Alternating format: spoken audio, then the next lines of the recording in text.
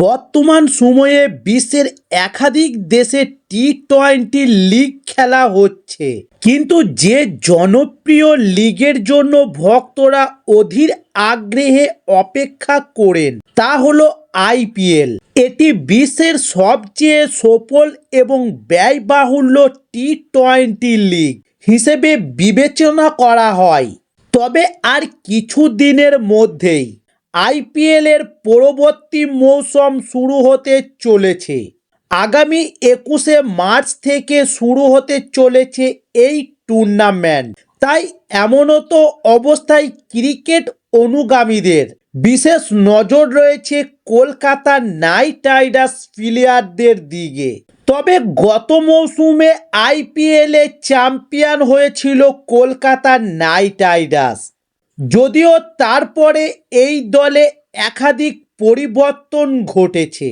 Mega নিলামে দলের সাথে যুক্ত হয়েছে একাধিক তারকা ক্রিকেটার। পাশাপাশি এই ফ্র্যাঞ্চাইজি ছেড়ে চলে গিয়েছে অনেক ক্রিকেটারই। তবে এত কিছুর মধ্যেও সবার নজর কেড়েছে দলের তারকা ক্রিকেটার রিঙ্কু সিং। তিনি ইতিমধ্যেই তার প্রস্তুতি শুরু করে দিয়েছে। তবে জানিয়ে রাখি যে বাঁহাতি ব্যাটার রিঙ্কু সিংকে শেষবার ইংল্যান্ডের বিরুদ্ধে 5 ম্যাচের টি-20 সিরিজে খেলতে দেখা গিয়েছিল। তবে সেখানে তিনি তার ব্যাট দিয়ে কোনো বড় ইনিংস করেননি।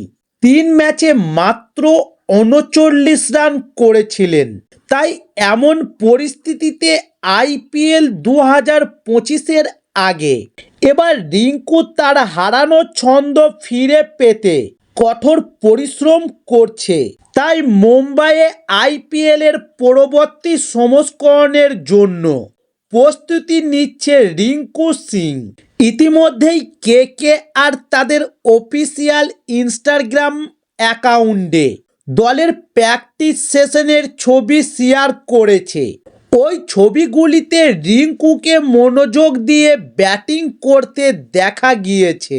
তবে জানিয়ে রাখি যে রিঙ্কু সিং আইপিএল 2023 সালের আইপিএলে তার দুর্দান্ত পারফরম্যান্সের মাধ্যমে ঝড় তুলেছিলেন। তবে গত বছরের মৌসুমে তিনি খুব একটা নজর কাড়তে পারেননি। গত বছর আইপিএলে এই তরুণ ব্যাটার 14টি ম্যাচ খেলে 18.68 অ্যাভারেজে 168 রান করেছিলেন, যার মধ্যে তার সর্বোচ্চ স্কোর ছিল 26 রান। তবে রিঙ্কুর দল কেকেআর 2024 আইপিএলের টুর্নামেন্টে বাজিমাত করেছে, ফাইনালে সানরাইজার্স হায়দ্রাবাদকে হারিয়ে তৃতীয়বারের জন্য ট্রফি দখল করে কলকাতা নাইট রাইডার্স। তবে উল্লেখ্য 2025 আইপিএলের জন্য কলকাতা নাইট রাইডার্সের স্কোয়াডে 21 জন খেলোয়াড় রয়েছে, যেখানে বরুণ চক্রবর্তী থেকে শুরু করে ভেঙ্কটেশ আয়ার, অ্যান্ড্রে রাসেল, রিঙ্কু সিং এবং সুনীল নারাইনের মতো একাধিক শক্তিশালী খেলোয়াড় রয়েছে। তাই আসন্ন আইপিএলে কলকাতা নাইট রাইডার্সের পারফরম্যান্সের দিকেও নজর থাকবে ক্রিকেট অনুগামীদের।